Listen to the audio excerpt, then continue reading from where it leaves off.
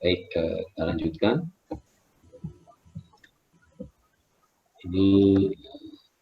Ini sudah, kita lanjutkan. Baik, nah ini yang pertama adalah orientasi. Jadi orientasi adalah langkah awal untuk seorang ahli kebumian untuk menentukan dari suatu tahapan pekerjaan dengan pertanyaan adalah di mana kita, Ini paling penting.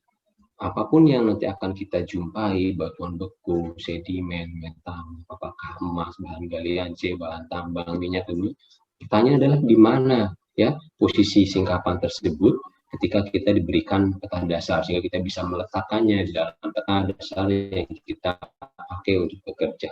Tentu ada perlengkapan yang harus kalian miliki, nanti saya sudah siapkan peta dasarnya, yang lain-lainnya kalian boleh sesuaikan, boleh punya teman atau bisa memiliki sendiri.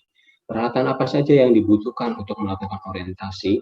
Itu adalah pertama kompas, kedua stationery, ada buku catatan, pensil diutamakan supaya kalau hujan itu tidak luntur, kemudian ada penggaris yang ada busur derajatnya, kemudian boleh juga dilengkapi dengan GPS, ada palu belum diperlukan mungkin pada waktu orientasi gitu. Dan peta dasar itu adalah harus peta yang disesuaikan dengan kebutuhan, dengan skala yang beragam dari kedetilan yang akan kita tuju pada waktu kegiatan orientasi tersebut. Baik ya. Jadi adalah menentukan posisi kita ada di mana atau posisi outcrop itu secara presisi. Baik, kita coba lanjutkan. Ya, beberapa metode itu sudah pernah kita lakukan, Misalkan, ini yang paling umum, Apakah harus pakai metode geologi ketika kita menanyakan orientasi? Tidak harus, Kalau kalian pergi berlibur ke Bali, ke luar negeri, ke luar kota, jarang kalian pakai peta base map, Jarang pakai kompas. Cukup bertanya, begitu ya. Di mana ada kombini, di mana ATM, sana lurus, belok kanan, belok kiri, Nanti setelah lurus itu di sebelah kanan jalan atau miring, Jadi di sana ada perempatan. Nah, di perempatan itu ada toko A, kalian bisa datang. Di sebelah sana ada sekolah yang A, nah lokasinya itu di sebelah timurnya. Jadi spesifik. Jadi menunjukkan lokasi ini bisa kalian lakukan. Kalau memang bisa bertanya, ya bertanya, gitu ya. Buat yang mudah. Nanti kalau tidak bisa, ketika tidak ada tempat bertanya, maka kalian perlu menggunakan GPS. Sekarang sudah hampir menanya alamat kemanapun tidak bertanya ke seseorang, tidak bertanya ke polisi, tapi umumnya bertanya kepada Google Map. Ini kapan dilakukan? Ya, ketika kan harus melakukan itu secara mandiri, tidak ada tempat yang bertanya. Tetapi ada syaratnya tentu ya. Bagaimana bisa melakukan mandiri? Ya harus punya GPS satu. GPS-nya harus ada baterainya, Setelah ada baterainya, harus ada satelit yang bisa memberikan informasi. Artinya ada keterbatasan, Jadi dua metode ini tidak kita ajarkan lagi, begitu ya. Ini cuma masalah etik saja, bagaimana cara bertanya. Ini bagaimana cara menggunakan GPS dan lain-lain akan kita singgung, tetapi tidak detail. Nah, yang akan kita coba adalah bagaimana seorang ahli kebumian mempunyai kemampuan dasar untuk melakukan orientasi dengan metode-metode yang klasik, Yang pertama, ada yang mengatakan metode 3 titik atau 2 titik, mengenal, bisa membaca peta dasar, kemudian mengenali daerah-daerah yang bisa dijadikan patokan karena secara ketinggian itu bisa dilihat atau bisa dikenal. Yang kedua ada geografik simbol, Jadi suatu ketika kami pernah biasanya melakukan pengecekan, kalau pada waktu dulu kakak kelas kalian melakukan pre-mapping, kalian berada di mana, Berada di perpotongan antara jembatan Mangir dengan Kali Ulo, Saya berada pada bagian timurnya, perpotongan jembatan ini bagian timur, berarti kemungkinan berada di sebelah sini. Berada di bagian barat perpotongan jembatan Mangir dengan Ulo, berada di sekitar toko baju anak Abisa ini. Jadi harus sesuatu yang sifatnya tetap. Nggak bisa, kalian ada di mana? Tadi Pak, saya di persimpangan jalan, Yang ada bapak-bapak pakai sarung, cilaka kalau kayak gitu ya. Mungkin bapaknya udah pindah atau sudah dilepas sarungnya dijemur, itu nggak bisa. Jadi harus geografik simbol itu yang sifatnya biasanya permanen, mudah dikenali. Nah, yang paling penting dari semua itu adalah seorang ahli kebumian harus mempunyai kemampuan dasar membaca pola topografi. pola melengkung, pola renggang, pola rapat, pola kelokan sungai, dan lain-lain. Itu yang jelas ya, yang jelas bisa dikenali dan tidak berubah dalam skala waktu yang dekat. Jembatan mungkin bisa dihancurkan tahun depan ini ya, kalau tidak ada suatu proses ini maka akan tetap. Nah, kita akan ajarkan yang tiga ini ya, secara khusus begitu ya, sehingga nanti kalian akan diminta melakukan ini untuk melakukan orientasi di apa namanya problem set yang sudah kami sediakan dan juga di sekitar tempat tinggal kalian. Baik, yang pertama ini mengingatkan saja bahwa di dalam metode GPS itu prinsipnya sederhana. Ya, ketika kita menyalakan GPS apapun itu mereknya dengan berbagai jenis akurasinya, kita memerlukan satelit yang memberikan informasi bahwa posisi kita ada di mana. Posisi kita berada di perpotongan antara informasi yang diberikan satelit ini. Nah, di sini ada segitiga di tengah-tengah ini, semakin rapat berarti semakin presisi dan akurat. Ketika kemudian ini semakin lebar, ya, maka nanti tingkat akurasinya dan presisinya akan semakin berkurang. Artinya, ya, kita memerlukan satelit yang banyak. Ya, semakin banyak yang memberikan informasi satelit, maka datanya akan dikoreksi. Nah, GPS handheld yang kalian pegang tadi, ya, itu akan memberikan berapa satelit yang ada di atas kita. Artinya, informasi ini tergantung dari cuaca atau dari tutupan yang ada di atasnya. Ketika cuacanya sedang mendung, maka akurasinya akan bergeser. Ketika kita berada di daerah yang tertutup di lembah sungai yang sungainya vertikal, kalau kalian berada di timur gitu ya, itu sangat vertikal sekali. Kita hanya bisa jalan maju mundur saja, kanan kiri nggak bisa, kan dindingnya benar-benar vertikal. Atau di dalam hutan, ya, pengalaman kami kerja dalam hutan begitu ya, itu tutupan dari vegetasi itu tidak bisa apa namanya memberikan informasi satelit itu atau informasi posisi itu dengan baik. Jadi artinya semakin banyak satelit yang memberikan informasi, maka ini akan semakin akurat. Dilihatnya di sini nih, ya, berapa satelit yang sudah mengelilingi kita. Tahunya dari mana? Apakah ini kemudian baik atau tidak? Akan diberikan galatnya. Di sana plus minus 13 meter, ada yang plus minus 2 meter. Nah, ini oke, plus minus 2 meter ya. Jadi kalau plus minus 13 meter itu, kalau kita punya jalan raya di dalam komplek atau di depan rumah kita selebar 5 meter, 13 meter itu bisa pindah ke rumah tetangga jadinya. Pada posisi kita katakan jalannya barat timur, rumah kita di selatan jalan. Kalau plus minus 13 meter itu bisa jatuh di utara jalan, dijatuh ke rumah tetangga. Itu yang terjadi sekarang kalau kalian memesan makanan pakai aplikasi online, gitu ya. Si motor yang mengantar itu kadang-kadang lewat jalannya pas, kadang-kadang juga tidak, begitu ya. Ya, itu karena akurasi dari GPS tadi. Maka keakurasian itu bisa dilihat tadi ya, akurat gitu ya, tetapi tidak presisi. Presisi tetapi tidak akurat, karena posisi kita adalah tengah-tengah sini. Yang dicari adalah yang akurat dan presisi. Ya. Sehingga ya tidak hanya mengandalkan GPS tadi, karena pergeseran ya beberapa meter itu bisa menyebabkan lokasi yang kita tuju, outcrop itu kemudian berpindah lokasinya. Karena data kalian pada waktu orientasi akan dipakai oleh orang yang menggunakan berikutnya, entah geofisikis, entah ahli tambang, atau perminyakan, atau geolog yang datang berikutnya. Oh, ini singkapan yang dimaksud oleh mahasiswa GL 2017. Ya. Tapi karena tidak akurat dan tidak presisi, bergeser 5 meter. Kalau masih daratan semua nggak masalah, tapi kalau bergeser 5 meter itu berada di tebing, oh ini jurang saja nih. Kalau itu di sungai, ini seberang sungai, ya, itu bisa berbeda. Sehingga ini bagus, boleh dipakai, bahkan bertanya pun tadi juga kita boleh, tidak ada masalah, tetapi kita akan bekali hari ini dengan kemampuan dasar untuk melakukan orientasi dengan metode yang sederhana. Baik, nah sebelum kita mulai ini, maka pertama kalian harus punya alat bantu yang utama ya untuk melakukan metode klasikal itu. Yang pertama adalah base map, ini peta topografi macam-macam dengan skala yang berbeda-beda. Ada yang pure seperti ini, ada yang ditambahin keterangan lain-lain, tapi lebih baik gunakan yang kosong saja. Ada skalanya, skala ini ya, skala bar itu menguntungkan buat kita, mau dibesarin kekecilan bahwa ukurannya segini adalah tetap satu mil gitu ya.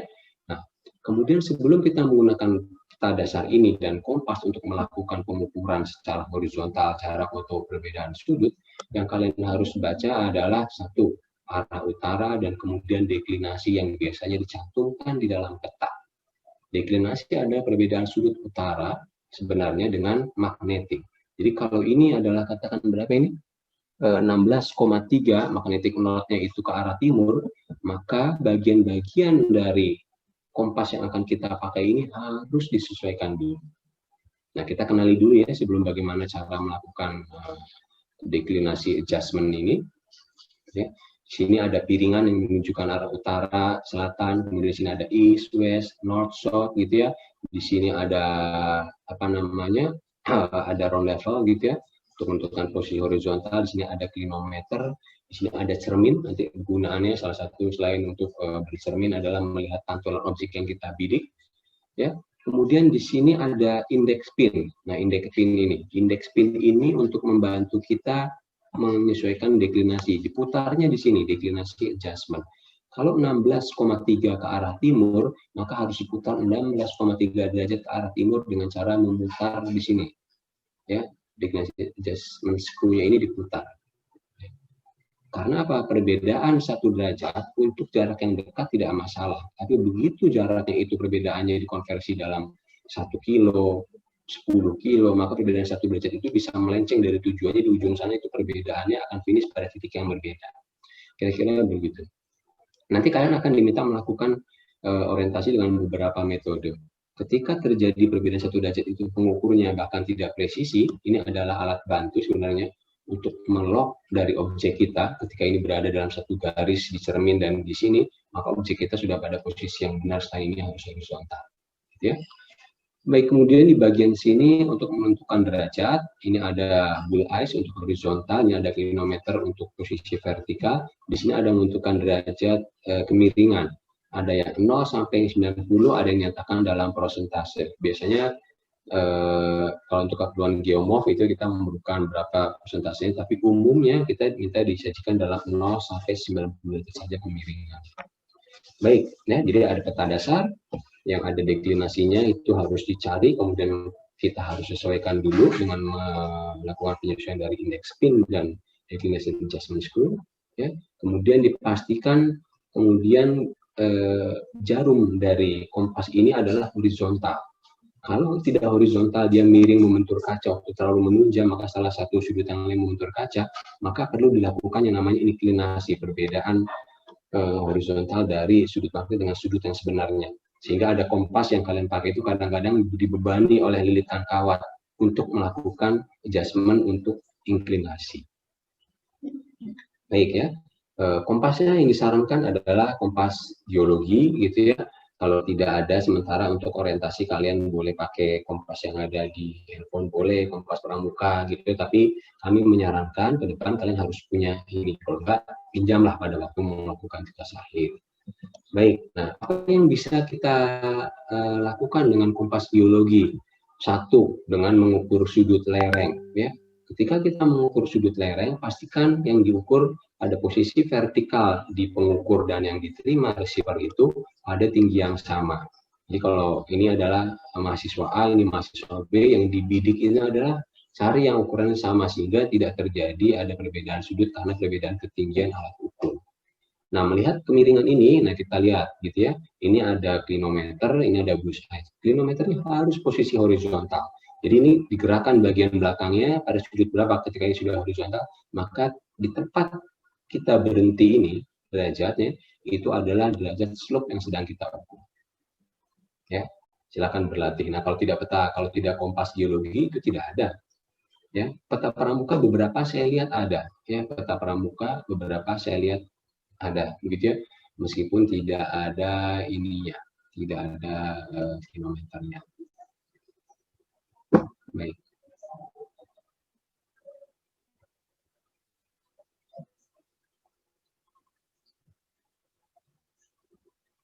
Kemudian saya lanjut ya. Selain mengukur slope, begitu ya, kemudian adalah membidik. Nah, ini azimut nih. Ini membidik azimut. Kalian boleh posisi enaknya bagaimana? Apakah kompasnya diletakkan dalam posisi rendah begini, ya, seperti kalian memegang sesuatu dengan dua tangan, gitu ya. Ini adalah untuk melihat, pastikan bendanya itu yang dibidik masuk ke sini nih, di celah antara panel untuk menunjuk ini, yang bayangannya bisa dilihat di cermin sana. Ketika sudah satu garis dan blue eyes-nya horizontal, maka kalian akan mendapatkan bacaan. Ya, berapa derajat dari arah timur, north 10 derajat east, north 90 derajat east, north 180, dan seterusnya. Kalau ini sulit gitu ya, karena saya ragu jauh Pak, nggak bisa jauh-jauh, harus didekatkan, boleh nggak? Boleh, ya, dengan cara ditekuk begini. Nah, dibidiknya itu dari rongga yang ada di sini. Ya. Nah, terus melihatnya bagaimana? Nah, ketika ditekuk begini, maka jarum yang ada di bidang horizontal ini bayangannya akan ada di cermin yang ada di atasnya. Kita bisa melihat di sana. Jadi pilih yang mana silakan. Pastikan harus stabil. Bull eyes-nya sudah masuk ke tengah. Kenapa orientasi di dalam real pelaksanaannya di setting sampai 2-3 hari? Kita ingin lihat progresnya dari orientasi hari pertama, hari sampai ketiga, dan dengan dilengkapi dengan observasi, itu semakin cepat. Ternyata meletakkan bullseye di tengah saja itu tidak mudah. Tangannya bergetar, miring sedikit, dan lain-lain. Ingat ya, perbedaan kemiringan 1 derajat tadi dikonversikan dengan jarak yang cukup jauh, maka hasilnya kita akan berpisah pada titik akhirnya. Ya. Jadi orientasi dan observasi realnya 3 hari. Sekarang dibuat 2,5 hari. Ya, gitu ya. Kemudian orientasi dan observasi. Baik, itu sekarang kita lanjut. Apa saja yang bisa kita ukur lagi menggunakan kompas setelah tadi kita melakukan orientasi? Dengan menggunakan kompas kita bisa mengukur strike, ya. Ini dengan menempelkan bagian isnya atau base-nya kalian bebas begitu. Kemudian dengan yang ditempelkan pada bagian sisi panjangnya terhadap kemiringan kita bisa dapat deep. Kalau ditempelkan pantat dari kompasnya kita bisa mendapatkan deep direction. Ini bisa lakukan kompasnya langsung kalau bidang kedudukannya itu baik dan jelas kalian bisa mendapatkan. Kalau bidang permukaannya tidak rata, kalian boleh taruh clipboard apa gitu ya sebagai alat bantunya. Nanti kita akan ajarkan juga bagaimana pada waktu kalian praktik kalau bidangnya itu kemiringannya kurang dari 10 derajat karena akan terganjal dengan bagian bawah kompas. Kita akan praktik nanti pada waktu pemetaan di lapangan maupun pada waktu eksekusi. Nah, ketika bidangnya ini dari samping seperti ini, ya permukaannya datar begini, maka kita memerlukan alat bantu. Ya ini sebenarnya tidak perlu alat bantu ya karena bidangnya sudah nongol. Ya tapi ini sebagai contoh saja bahwa ketika dari gambar A, B, C ini adalah singkapannya yang titik-titik ini, ya titik-titik ini, maka kita perlu alat bantu. Kontak antara batu pasir dengan sisipan lempung ini seperti apa kedudukannya? Tempelkan clipboard kita, tempelkan handphone kita. Kalau nggak ada tangan kita, nggak ada tangannya teman, suruh gitu. Pokoknya apapun supaya bantu, tempelkan. Gitu ya. Ini adalah kedudukan bidang. Berikutnya adalah kedudukan garis. Saya pikir ini sudah diajarkan pada waktu biologi struktur. Ya, yang diukur adalah arahnya, gitu ya. Kemudian baru sudutnya, sehingga cara penulisan antara bidang dan struktur garis berbeda. Kalau struktur bidang adalah strike-nya dulu, kemudian deep-nya berapa. Kalau ini adalah trend-nya dulu, kemudian berapa. Jangan sampai tertukar ya. Baik, itu sudah. Nah, sekarang saya akan berikan contoh. Baik, ini menggunakan metode 2 titik yang saya simplifikasi dari metode 3 titik. Jadi pastikan peta dasar yang dipakai adalah peta dasar di daerah tempat kita bekerja, yang sudah ada deklinasinya dan ada arah utaranya. Arah utara biasanya sejajar dengan sumbu vertikal dari petanya, tapi perlu dicek beberapa kadang-kadang arah utaranya tidak demikian. Datanya yang menarik pertama adalah kita melihat peta yang sudah disejajarkan dengan arah utara, kemudian kita lihat, oh ya, saya tidak tahu namanya bukit apalah pokoknya. Kalau saya mengatakan itu bukit A, kita beri saja nama bukit A. Arah ke bukit A itu 270. Maka dari bukit A ke arah kita, ingat ya, 270 derajat itu ke bukit A.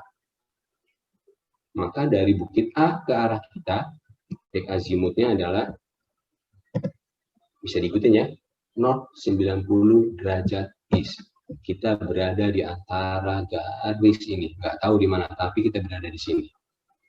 Jadi kalau 270 derajat itu ke bukit A, maka dari A ke kita adalah dikurangi balik azimutnya dikurangi 180, maka 90. Nah, bukit ini yang dimaksud adalah yang mana? Kalau dikatakan puncak bukit A, maka yang diambil adalah titik tertingginya. Ini yang menyebabkan bisa berbeda-beda setiap orang. Bukit A-nya sama, tetapi kemudian kenapa garisnya bisa berbeda ya? Karena saya tembaknya di sini Pak agak sedikit utara ya, agak berbeda jadinya. Saya agak ke B, maka harus jelas. Biasanya adalah puncak tertinggi yang dijadikan acuan. Data yang kedua, direction yang ke arah yang kedua. 0,45 derajat ke bukit B. Maka dari bukit B ke arah kita ditambah 180, maka 235. Begini kan? Perpotongan kita adalah di titik merah ini. Cara ini bisa dilakukan kalau kita punya base map, kita punya kompas, dan area yang terbuka. Artinya kalian bisa mengenali daerah A dan daerah B. Tapi saya nggak tahu titik A sama titik B itu apa di lapangan. Saya mau tanya dulu, gitu ya. Bukit A itu namanya apa, bukit B namanya apa. Itulah sebabnya kita mempunyai kemampuan dasar harus bisa baca peta topografi. Saran saya kalau kalian nanya bukit A namanya apa, bukit B namanya apa, lebih baik tanya tempat kita itu apa penduduk. Itu saran saya.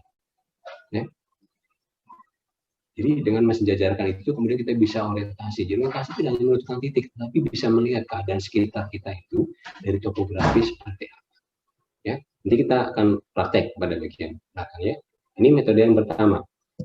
Yang kedua adalah informasi geografis. Datanya demikian, kita punya jalan ya dengan arah barat timur, direksinya barat timur. Kita punya jembatan yang berpotongan dengan river, dengan alirannya sungainya itu adalah north south, utara selatan. Maka kira-kira di mana? Jadi jalannya barat timur, yang barat timur pasti ini jalan barat timur. Ini jalan yang barat timur, ya. Kemudian ada perpotongan dengan jembatan, nah, pasti di sini jembatan perpotongan sungai dengan ini ya. Di situ ada jembatannya di sampingnya. Nah kemudian arah sungainya itu adalah utara selatan. Posisi kita adalah di nomor 3. Bisa diikuti ya? Ini boleh dilakukan dengan cepat tanpa kalian harus melakukan orientasi metode 2 titik. Kalau jalannya sudah dikenali, sungainya sudah dikenali, maka perpotongan itu adalah lokasi kita. Karena perpotongan sungai dengan jalan yang ada jembatannya relatif tepat. Jadi nggak boleh. Kalian di mana posisinya? Kami mau ngecek tim dosen. Di jembatan, Pak. Nah, gitu kan. Gimana jembatannya? Yang tadi di sana ada jual cilok. Wah, nggak bisa tuh. Pindah nanti, ya. Memang beberapa malah sengaja setelah diberi kuliah ini, ketika mau dicek, jawabannya malah begitu, gitu ya. Ini Pak, tadi ada gadis desa pakai baju kuning. Oh ya nggak bisa, udah pindah dia. Jadi jelas harus informasi geografi itu sesuatu yang sifatnya tetap, entah bendungan, entah jembatan, entah bangunan yang semi permanen gitu ya, atau bangunan permanen itu juga bisa dipakai. Cara berikutnya adalah dengan menafsirkan. Nah ini cara yang perlu dilatih sama kita sebagai ahli bumian untuk bisa melihat, melakukan observasi. Ya, jadi ini adalah peta geologi, sudah kalian pegang, katakan ini adalah lembah Karang Sambung, nah, misalkan begitu ya, lihatin saja gambarnya. Di bagian utaranya itu ada dinding yang terjal, gawir yang terjal. Nah, kemudian kalau ada aliran sungainya itu berarah northwest southeast, ya. Kemudian kalau kita melihat ke bagian selatan itu ada bukit yang melingkar. Kira-kira di mana? Jadi kalau melihat ke utara itu harus ada dinding yang terjal.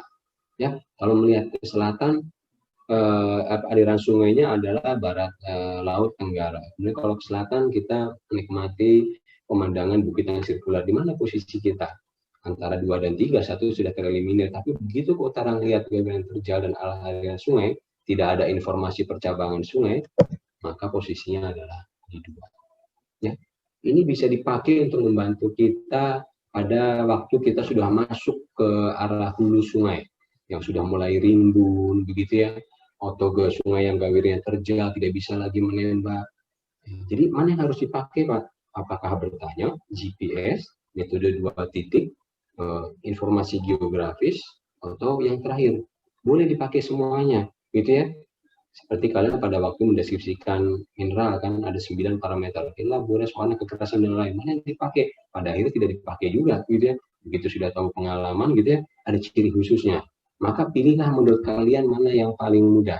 Tetapi di dalam tugas yang akan kita berikan, kalian sudah kita beri satu problem set untuk melakukan semuanya ya. Kemudian nanti kalian kerjakan ya. Kalian plot di peta dasar, saya menyarankan untuk diplot, kemudian kalian diskusikan nanti malam. Baik, ya. Sekarang waktunya untuk berlatih. Ini saya putarkan dulu videonya ya. Mudah-mudahan bisa terdengar. Kalau tidak terdengar, suaranya masih dibukakan lagi.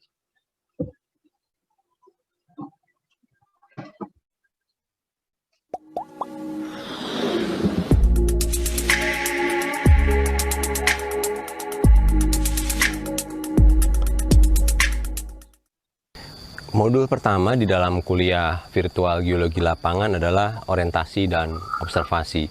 Orientasi memegang peranan penting bagi seorang geolog karena kita akan mengetahui di posisi mana singkapan atau posisi kita berada saat ini. Ada beberapa hal yang harus kita siapkan di dalam orientasi. Pertama adalah peta dasar. Peta dasar di daerah penelitian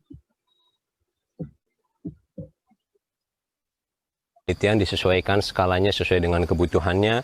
Kemudian kita memerlukan alat bantu lainnya, yaitu kompas, ya, kompas standar geologi yang kita gunakan untuk membantu navigasi di lapangan, untuk menembak titik yang akan kita gunakan menjadi titik acuan. Yang berikutnya adalah GPS. Kita bisa menggunakan semuanya tergantung kondisi seperti apa di lapangan yang sangat memungkinkan. Sebelum kita menggunakan peta dasar dan menggunakan kompas geologi, kita harus melakukan kalibrasi, yaitu menyesuaikan deklinasi, yaitu perbedaan sudut utara di dalam medan magnetik dengan sudut utara dengan kompas yang kita gunakan. Ya, sebagai contoh, perbedaan deklinasi itu adalah 1 derajat ke arah timur, maka bagian dari jarum kompas ini harus digeser sebesar 100 derajat ke arah timur. Atau sebaliknya, deklinasi adalah 1 derajat ke arah barat, maka kita harus gunakan juga. Ada 3 metode utama di dalam orientasi. Yang pertama, kita menggunakan yang katakan sebagai metode 2 titik. Kita menembak 2 titik acuan, pertemuannya adalah titik kita berada. Metode itu sebut dikembangkan untuk sebagai dasar penggunaan orientasi di dalam GPS yang menggunakan positioning dengan satelit. Yang kedua, nanti kita akan belajar juga menggunakan bagaimana melihat kondisi geomorfologi atau bentang alam yang dipotongkan dengan objek geografis. Misalkan sungai dengan bendungan, kemudian persimpangan jalan, dan lain-lain yang sifatnya tetap bisa dijadikan sebagai acuan untuk orientasi. Yang ketiga, seorang ahli kebumian harus mempunyai kemampuan untuk melakukan orientasi dengan cara membaca peta topografi. Seperti kelokan sungai yang tiba-tiba berubah dengan drastis, perubahan dari kerapatan kontur yang renggang dengan rapat, dan kombinasi keduanya. Kita akan pelajari satu persatu.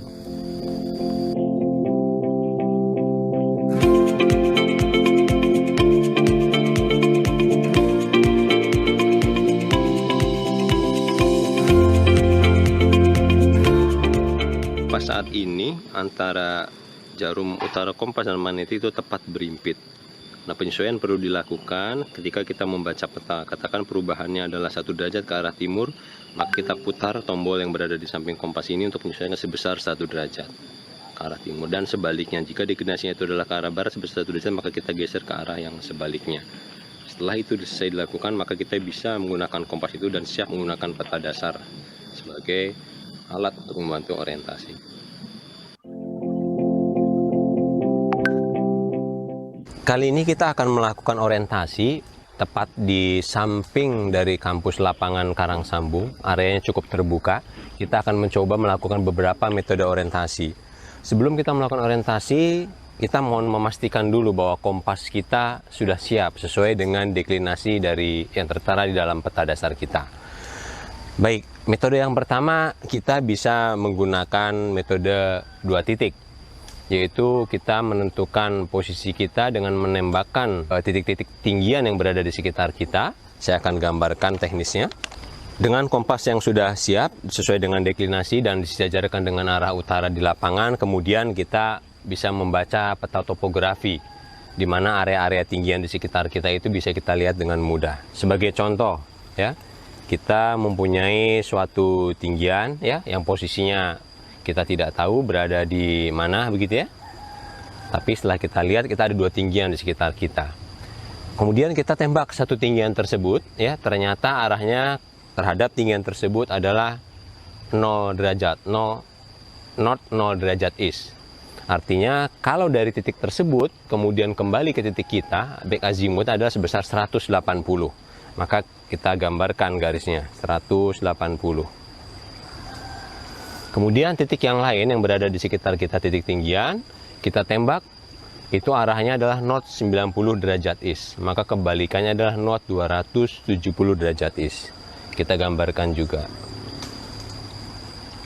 Oke, maka pertemuan kita berada di pertemuan garis perpotongan dari dua garis back azimut ini.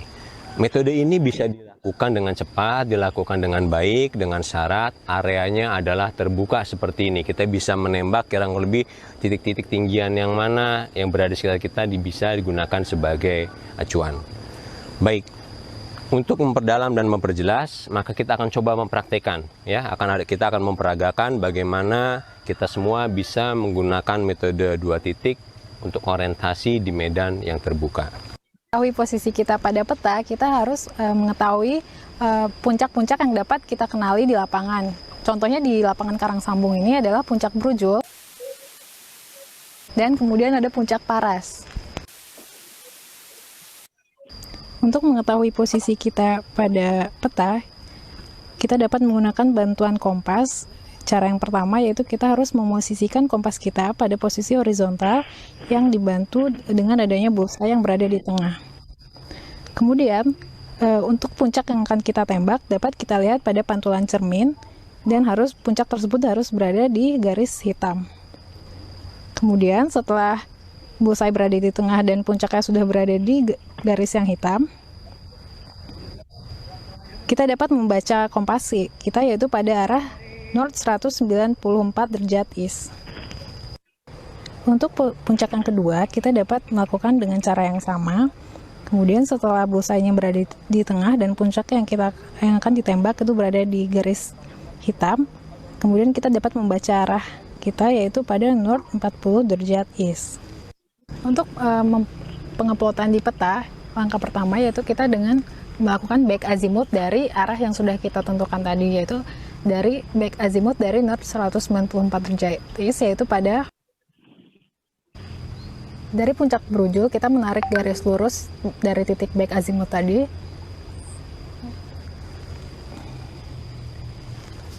Nah, kemudian dari puncak yang kedua yaitu puncak Paras, kita juga menarik back azimut, yaitu dapat ditambahkan 180 atau dikurangi 180. Kemudian kita melakukan penarikan garis dari puncak Paras dengan titik back azimut. Nah, posisi kita kira-kira berada di titik perpotongan ini.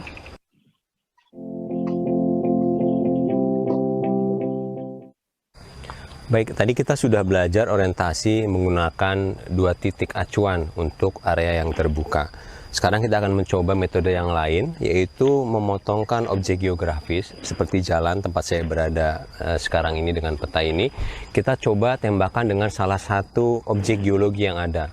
Tadi kita punya Paras, kita punya Brujul, tapi sekarang di sebelah kanan saya ini ada bukit, ya, namanya kita coba ya, itu namanya Gunung Parang.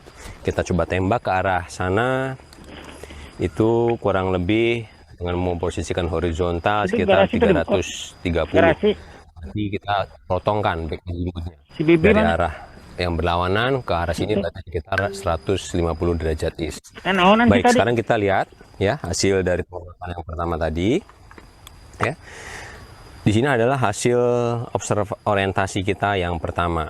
Ini Desa Karangsambung, ini adalah kampus LIPI, begitu ya. Pergeseran 1 derajat, 2 derajat untuk jarak yang dekat tidak terlalu signifikan perbedaannya, tetapi ketika bisa perbedaannya cukup dikonversi dalam jarak yang jauh, maka kemudian bisa bergeser. Tadi sudah kita sampaikan bahwa orientasi berikutnya adalah perpotongan jalan. Ini yang saya beri tanda adalah jalan di samping kampus Karangsambung.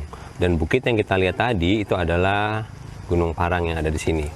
Jadi kalau kita tembak ke Parang ada 330, arah sebaliknya ada 150, maka kita kurang lebih ya dengan menggunakan bus derajat itu posisinya adalah di sini. Ya. Terdapat perbedaan gitu ya, meskipun tidak jauh tapi dapat perbedaan kurang lebih sekitar 100 sampai 150 meter. Itu disebabkan karena keakurasian kita dalam menggunakan kompas. Jadi itu menjadi penting buat kita. Baik ya.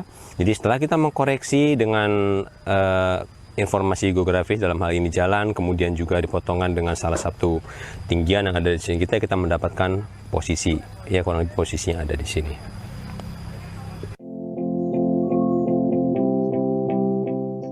Cara yang ketiga, setelah kita menggunakan metode 2 titik, kemudian perpotongan objek geografis, ya, dengan salah satu titik yang kita tembak, kita belajar membaca peta topografi, di mana kira-kira kita berada. Di depan kita itu ada sawah, kemudian semakin ke utara sana ada punggungan. Kalian bisa melihat di sana ada hutan yang berwarna hijau, itu adalah batasnya. Jadi kalau garis-garis sawah ini dibayangkan seperti garis kontur atau garis ketinggian, maka kita melihat ada lembahan gitu yang masuk, kemudian ada sawah yang menonjol, kemudian masuk dan lain-lain. Kita akan lihat di mana peta ini di dalam area ini dalam peta topografi. Sekarang kita bisa lihat di dalam peta ini, ya. Ini adalah kampus Karangsambung, begitu ya. Kemudian kita melihat ya, di sini ada kontur yang relatif renggang, ya. Kontur yang relatif renggang. Tadi yang saya gambarkan bukit yang berwarna hijau ini adalah sini, jajaran dari Gunung Parang. Nah, kontur yang berwarna renggang ini adalah area tempat kita berada. Di sini ada tulisan ya, Watu Tumpang gitu ya. Ini yang bagian menonjol ini adalah sawah yang kita lihat di depan kita. Kita tepat berada di pinggir jalan ini ya. Yang samping adalah kontur yang renggang. Jadi kita harus melihat kalau ke arah utara sana adalah suatu area yang relatif terbuka dengan kontur yang relatif landai. Ini adalah persawahan yang berada di depan kita. Jadi itu sudah 3 metode utama yang kita gunakan. Satu, saya ulangi lagi, yaitu dengan menggunakan metode 2 titik yang sudah dilakukan tadi oleh Nadila. Yang kedua adalah perpotongan objek geografis dengan salah satu titik yang kita pakai. Yang ketiga adalah dengan membaca topografi, kemudian disesuaikan dengan peta yang kita miliki. Pagi ini kita akan mencoba melakukan orientasi di area terbuka, tetapi tidak menggunakan metode 2 titik. Kita akan menggunakan cara yang lebih sederhana, tetapi cukup presisi, yaitu menggunakan perpotongan antara informasi geografis di sini yang ada. Sebagai contoh, di samping saya kita punya jalan raya, kemudian terpotong oleh aliran sungai dan kita mempunyai jembatan. Itu adalah salah satu metode yang cukup cepat digunakan untuk melakukan orientasi. Saya akan berikan gambarannya. Kita punya jalan yang relatif utara selatan, kemudian kita mempunyai aliran sungai yang memotong relatif barat timur, sehingga kita dengan mudah akan mengenali jembatan sebagai titik acuannya. Sekarang kita coba plot secara langsung di dalam peta dasar yang kita punya, gitu ya. Kita mempunyai jalan yang masih berada di sisi aliran utama Sungai Loulo, kemudian dipotong oleh aliran sungai, yaitu adalah Kali Gending. Maka kita dengan mudah perpotongan jalannya antara aliran sungai yang berarah timur barat, kemudian dipotongkan dengan jalan raya. Maka kita mendapatkan lokasi perpotongan kita adalah di sini. Untuk membantu itu, selain jembatan, kita juga punya bendungan di sampingnya, di samping sebelah kiri saya, yang bisa dimanfaatkan untuk menentukan lokasi dalam melakukan orientasi. Sudah pulang. Metode yang terakhir, kita akan gunakan GPS untuk area yang terbuka dan cuaca yang cukup baik. Itu pastinya cukup lumayan. Tapi kalau cuacanya kemudian berubah atau kita berada di daerah yang tertutup, maka galat itu kita bisa lihat di dalam GPS. Sekarang kita akan praktek menggunakan GPS ya. Sekarang kita akan mencoba melakukan orientasi dengan menggunakan GPS, memanfaatkan GPS Global Positioning System. Ini GPS yang saya pegang, bisa kita lihat begitu ya. Nanti koordinatnya itu bisa sesuaikan dengan peta kita ya. Kemudian kita perlu perhatikan berapa banyak satelit yang sedang berada di atas kita ini. Semakin banyak satelit mengindikasikan coveragenya itu semakin terbuka, artinya akurasinya akan semakin tinggi. Di mana kita melihatnya? Tentu dinilai galat di sini, plus minus 4 meter. Jadi kita bisa membayangkan ketika ternyata areanya tertutup atau cuacanya kurang baik, maka nilai plus minusnya akan semakin tinggi. Sebagai contoh, sekarang kita berada di jalan di tepi sawah, dengan bergeser 4 meter saja, posisi kita bisa berpindah ke sawah posisinya. Atau justru sebaliknya, kita 4 meter itu bisa kembali masuk ke kampus Karangsambung. Jadi ini boleh digunakan, tapi tetap kita harus mempunyai kemampuan dasar melakukan orientasi dengan 3 metode manual yang telah kita ajarkan.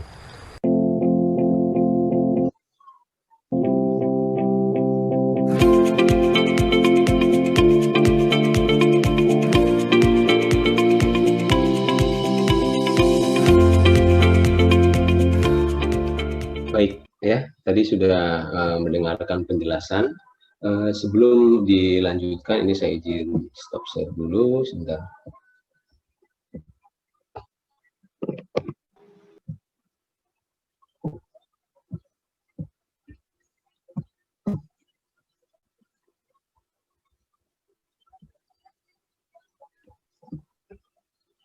Saya lanjutkan lagi. Baik, mudah-mudahan penjelasan yang singkat tadi nanti bisa membantu kalian dalam melakukan orientasi.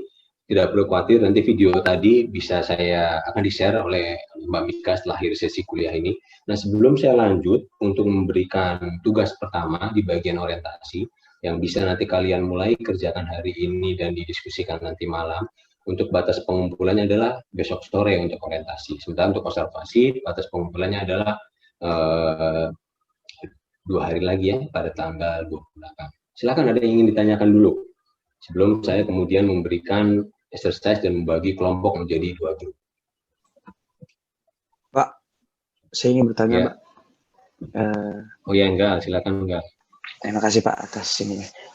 Tadi kan untuk kita melakukan koreksi deklinasi itu tadi salah satu caranya hanya pakai indeks spin ya yang diituin Pak.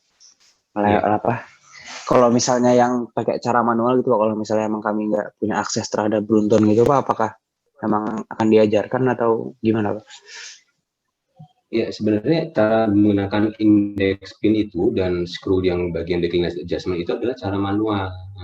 Tapi nanti begini, enggak, tidak semua peta dasar itu dicantumkan deklinasinya. Khususnya untuk peta-peta yang umum ya, yang kalian download misalkan dari Google Map itu biasanya tidak disertakan. Tapi peta topografi ya, yang secara khusus dengan skala tertentu itu skala deklinasi itu dicantumkan.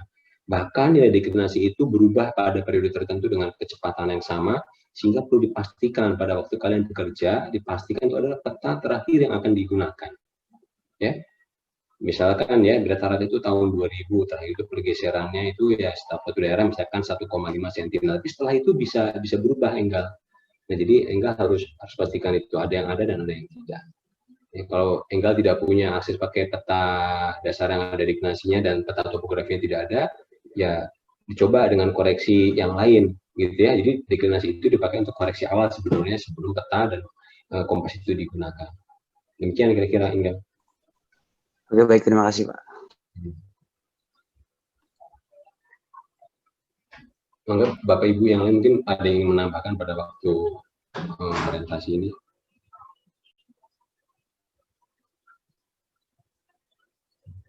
Mahasiswa, ada lagi? Kalau tidak ada, mungkin nanti diskusinya bisa malam kali ya, kalau ada pertanyaannya setelah kami beri problem set yang pertama. Tadi sudah saya berikan gitu ya petanya. Nah, untuk problem set yang pertama itu untuk orientasi dibagi menjadi 2 grup ya. Grup 1 adalah brujul ya, kemudian grup 2 adalah yang grup 2 itu adalah yang paras ya. Sebentar, biar saya tidak salah. Grup 2 adalah yang paras. Pembagiannya sesuai dengan absennya ya. Yang 1 berarti ganjil, yang 2 adalah genap. Jadi kalian tim ganjil S1 maupun S2 masuk ke grup 1, yang NIM-nya genap adalah masuk ke grup 2. Petanya sudah saya berikan di kolom chat di Zoom, silahkan di-download dulu ya, untuk masing-masing kelompok jangan sampai salah. karena tugas problem set berikutnya itu berkaitan dengan apa yang pembagian kelompok ini sudah diberikan. Baik, sudah bisa diikuti semua ya. Jadi dibagi menjadi dua kelompok, kelompok 1 dan kelompok 2. Kelompok 1 berarti ganjil, kelompok 2 adalah genap. Kalian harus download peta dasarnya sesuai dengan masing-masing kelompoknya. Nah, tugasnya saya izin copy sebentar, ini saya stop share dulu. Baik, nah tugasnya sama, saya berikan lagi ini, mohon diperhatikan, saya berikan ya. Baik, mudah-mudahan sudah bisa diterima semua. Kalian silahkan pelajari dulu, ya. Nanti kalau ada pertanyaan malam kita diskusikan. Kalian punya waktu untuk mengerjakan orientasi ini sampai besok sore pukul 16. Seperti halnya di kuliah lapangan, pukul 16 itu biasanya dijadikan acuan. Kalau nanti ternyata injury time baru ditambahkan sampai pukul 18. Itu setelah time kita pertimbangan berikutnya sama tim-tim dosen.